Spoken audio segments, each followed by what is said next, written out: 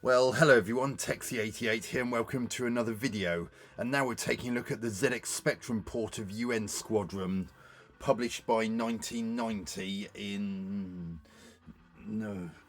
by US Gold.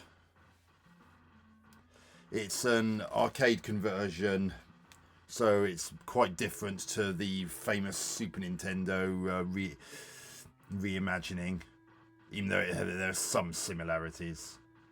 And here we're taking a look at the profiles of the three different characters that players can choose to control. It's mostly horizontally scrolling shoot 'em up for 1 or 2 players.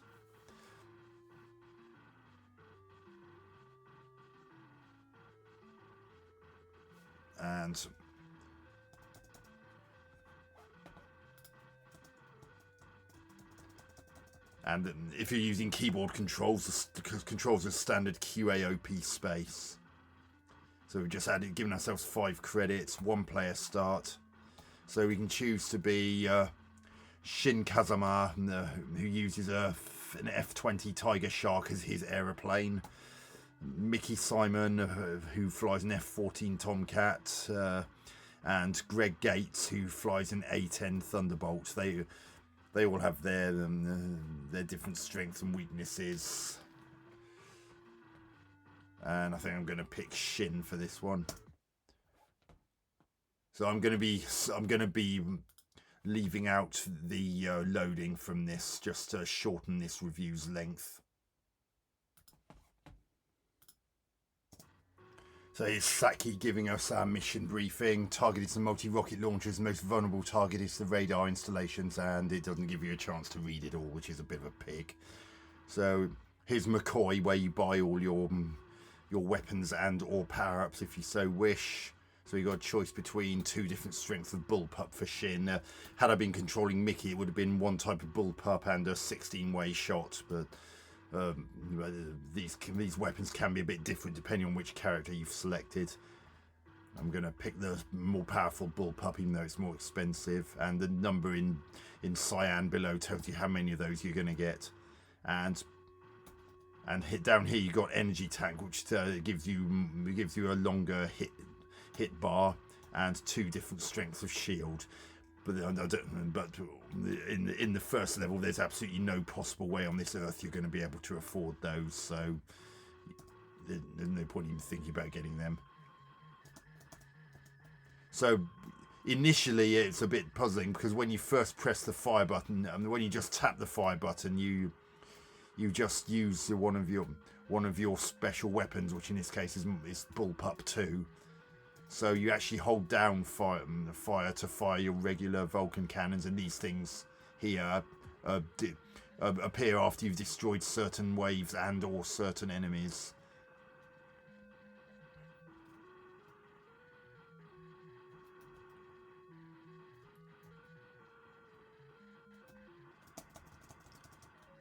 And even though it initially surprised me, it doesn't take long to get used to, and it actually works a lot better than you might think it would.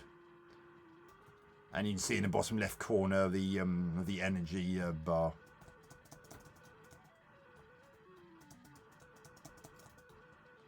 And I've lost over half of it now, but I took a bit of a hit there.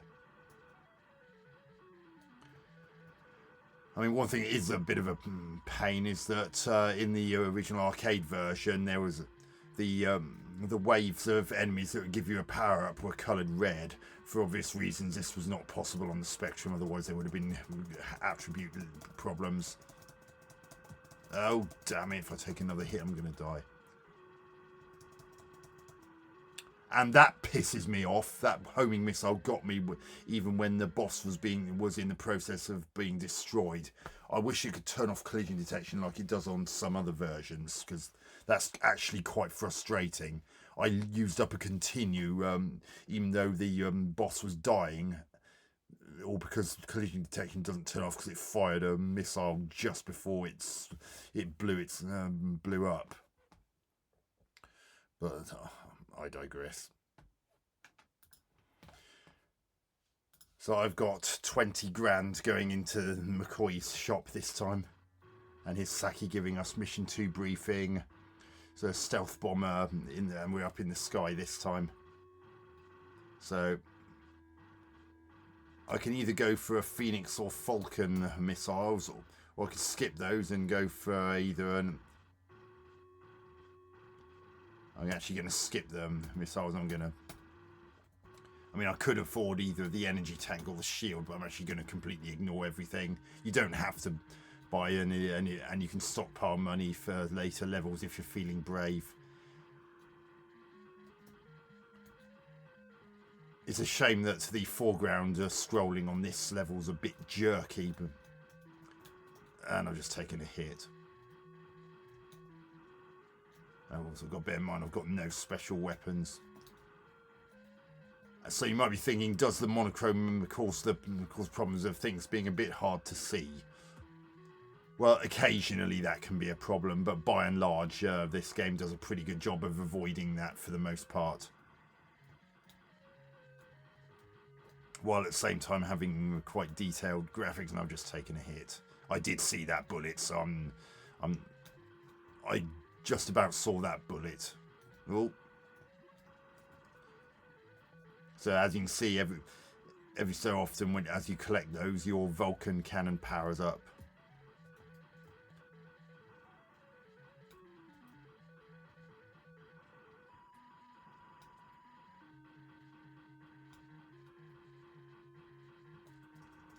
All things considered, I think that the developers have done a pretty good job of this, considering the Spectrum's manifold limitations.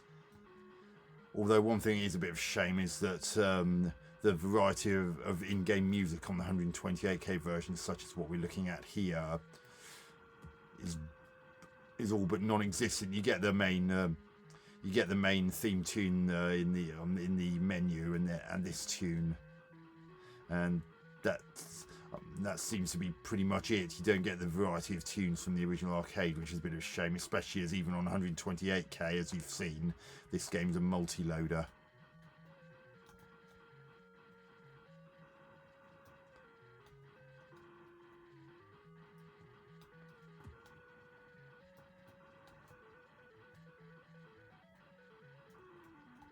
Collision detection seems to generally be very good. I've played this several times and not thought that was nowhere near me. There's some nice big sprites as well. And if you think these are big, that's nothing compared to some of the bosses I've seen on later levels. At the time of recording this, I've made it to level 7 of this particular incarnation of UN Squadron. And as you saw from the main menu screen, you do get the 2-player mode from the original arcade version. Ah, damn it, I took a hit.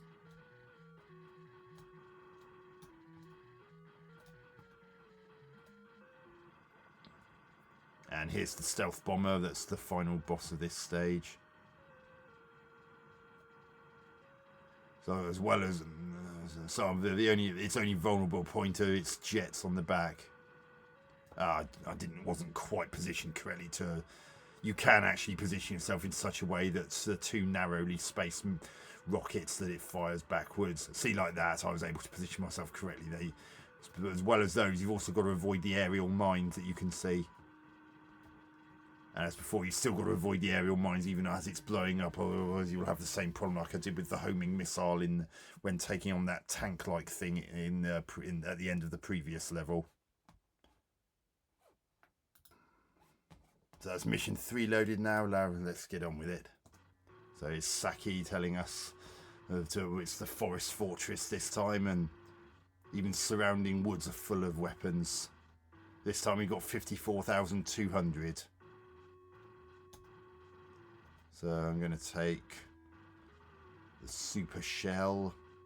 Now I can't afford the super shield, but I can afford this one, or I can just go for an energy tank. So I've gone for the energy tank. So I've got a longer energy bar in the bottom left corner, so I can take more hits than normal. And you'll be pleased to see that here the bit of being able to destroy trees, like you might have seen in the original arcade version or in the famous Super Nintendo reimagining. You can blow up the trees in this, so you can see God, those planes that were coming from behind were a bit hard to see, but luckily they just missed me. So that further proves how good the collision detection is in this version. Oh gosh, I took a massive knock there. And now we've got some aerial mines to worry about. So one thing I will point out, if you do wish to have two-player mode, one of you will have to use joystick. You can't both be on keys, unfortunately.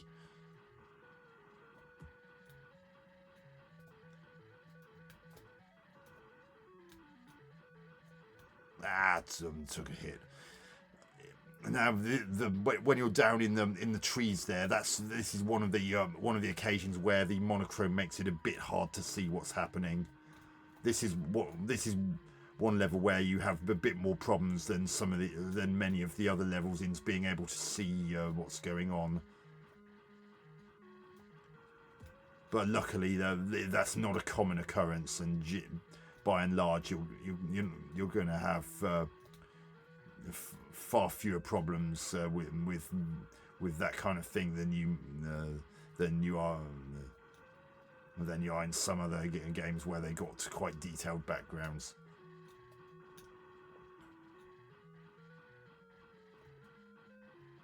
You've got a tank at the bottom there. And I will also point out, as in the original arcade version, if you're playing in two-player, you can't both be controlling the same character. So you'll either have Shin and Mickey, Shin and Greg, or Mickey and Greg. You can't both be Shin or both be Mickey or both be Greg. And you may remember I mentioned that Mickey has some weapon differences, as well as his plane being a different plane. Another thing I'll point out about Greg's plane is that his plane, unlike Shin's and Mickey's, can also fire diagonally downwards towards the ground as well. Although the trade-off of that is that he doesn't get...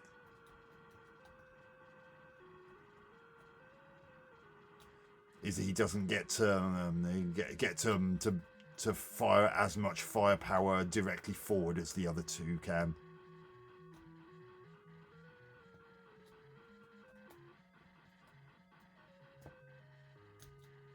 It's also a shame in this version you don't get the animation of the plane gradually turning around. It just suddenly flicks from a right-facing sprite to a left-facing one. And that's the fortress taken care of. And I've got $47,300 going into Mission 4. So it's Saki giving our mission briefing for Mission 4. And we've got an aircraft carrier to worry about here. And I've got $47,300 to potentially spend in McCoy's shop. So I've got a choice between Bomb 2 and Napalm here.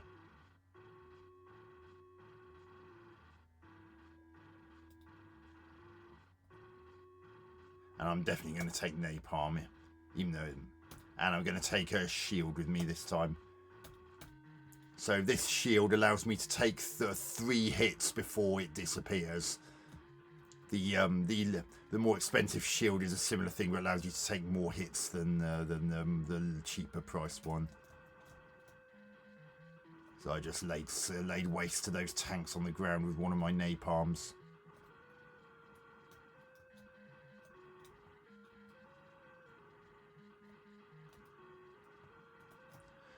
It's such a shame that it's just the same tune playing in the background all the time in this version, rather than having the mix of different tunes from the original arcade. I mean, I'm not quite sure why that's the case, or maybe they didn't have time to add them in the conversions, but it is a bit of a sad loss.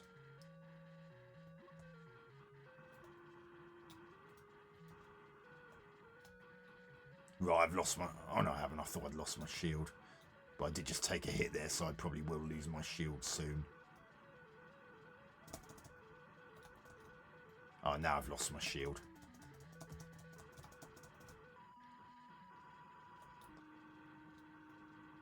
Yeah, I'm really impressed with how well this plays, considering the limitations of the hardware. Even though some of the scrolling's a little bit on the jerky side, it doesn't really adversely impact the game. And the jerkiness, the scrolling is not so bad that it's severely distracting. This is still very enjoyable to play, and I think a lot of fans of classic shoot 'em ups and even fans of the original arcade version would be satisfied with this if we could take into account the hardware limitations.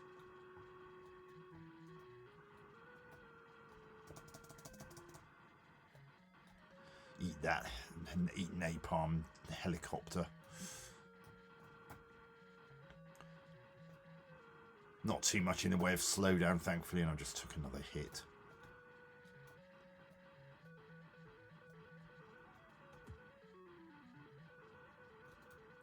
But yeah, it is a shame they didn't manage to find a way of having it so that you could tell which waves of enemies would give you a power-up if you destroyed them. So you just have to remember,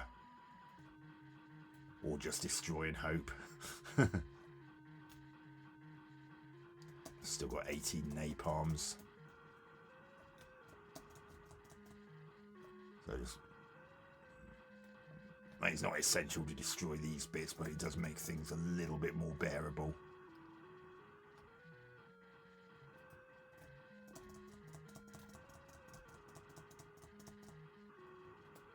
Yeah, I honestly expected to have quite a few problems with... Damn it, I've taken one more hit and I'm going to lose another continue, and I've got no more napalm. Shit. So that's another continue used up. Oh, well, I've just destroyed the aircraft carrier, so it's on to mission 5 now, and I've got $34,450. Mission 5, here we go.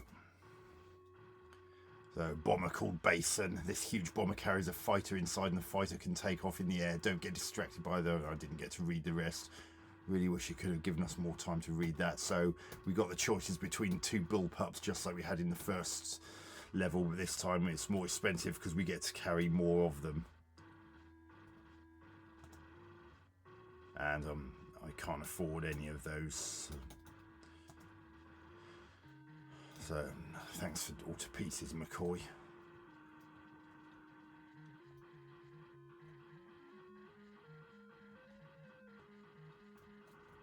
So the bullpup I did buy is the lowest price of the 2, so it's not going to be as powerful as the other one.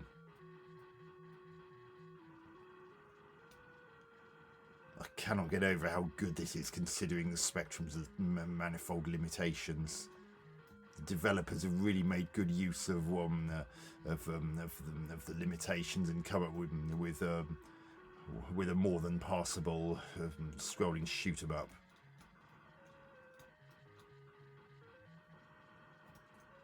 Damn it, I got hit there.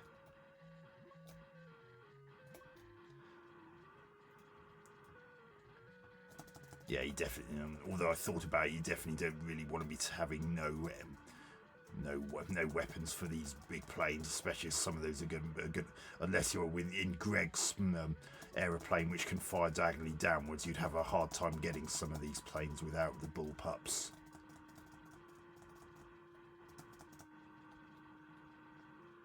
Especially as quite a few of them are quite low down like this, and you don't want to smack into the rock faces.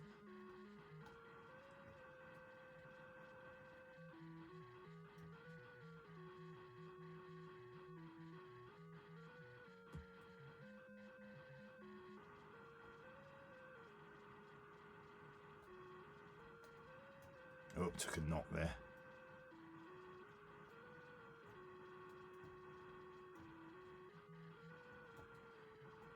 It's good the way they left in the destructible parts of the scenery, just like there was in the original arcade game. Such as the pieces of rock that can be destroyed in this, and or the trees in that forest level a few levels ago. Oh damn it, took another knock.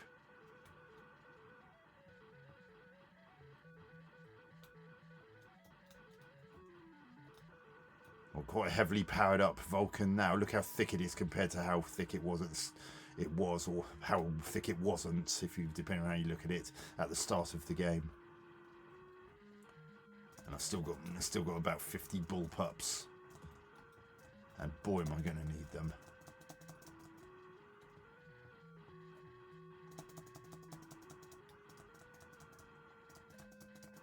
See, when they're low down like that, if you haven't got the bullpups, you're going to have a really hard time hitting them.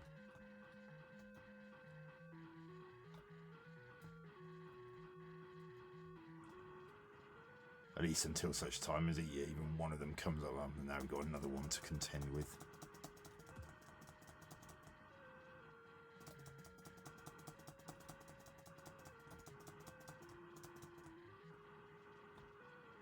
Oh, lots of bullets to contend with here, but then that's the nature of the beast in UN Squadron, or Area 88, as it was originally called in Japan, or Area Hachijuhachi. I believe it's based on a manga series, which was also twice turned into an anime series. And here's the main boss here. So I'm just going to go alpha leather with my bullpups and try and avoid the bullets as best I can, and try not to smack into the rock faces.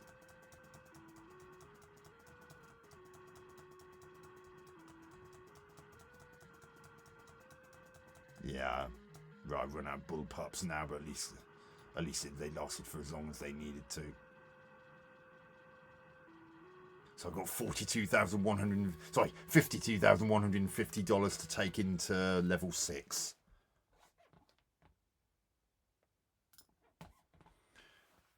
Right, so mission 6 now. Here's Saki again. To destroy the missile launcher located at the end of the cave. The inside of the cave is very narrow. Watch out for rocks. So now you've got the choice of the bombs and napalms again.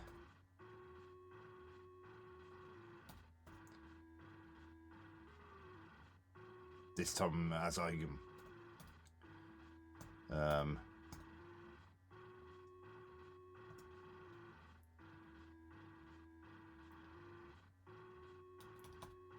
I'm just going to go with that so I can potentially save money. I mean, occasionally there can be slowdown if the screen gets busy, but by and large this doesn't happen particularly frequently, so I'm not going to be overly perturbed by any of the slowdown that does happen, as it's not like it's happening every 5 seconds or anything like that, and I'm just right, I've run out of continues now, so that's game over.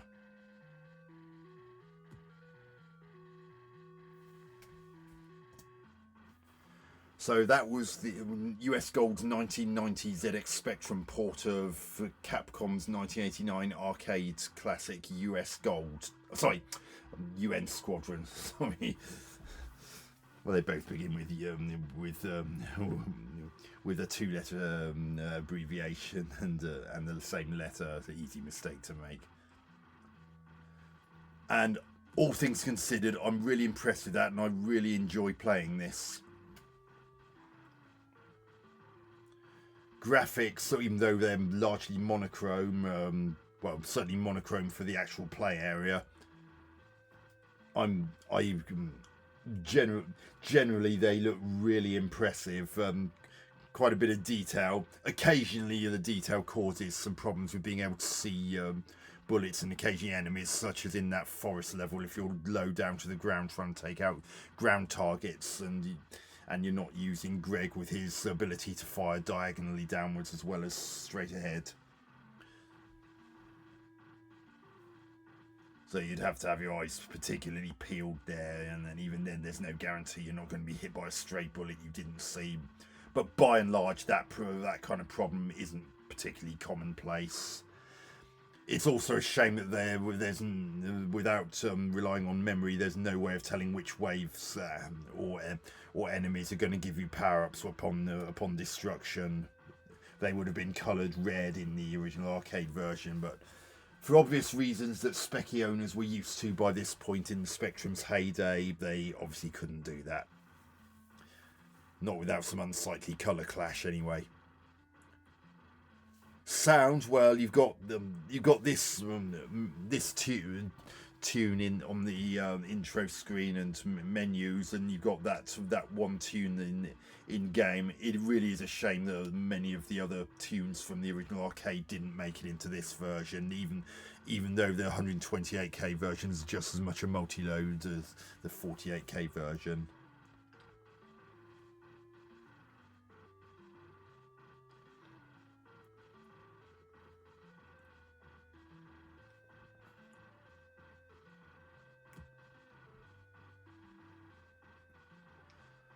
And some of the sounds are not as strong as I would have liked, even allowing for the Spectrum's limitations, but at least they're there.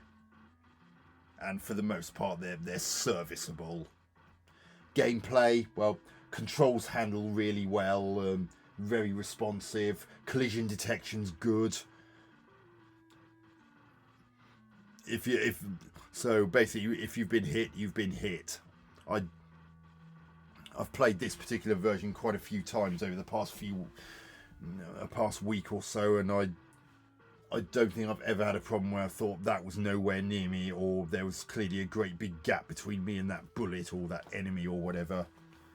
So every time I hit, took a hit. I genuinely did take a hit. So.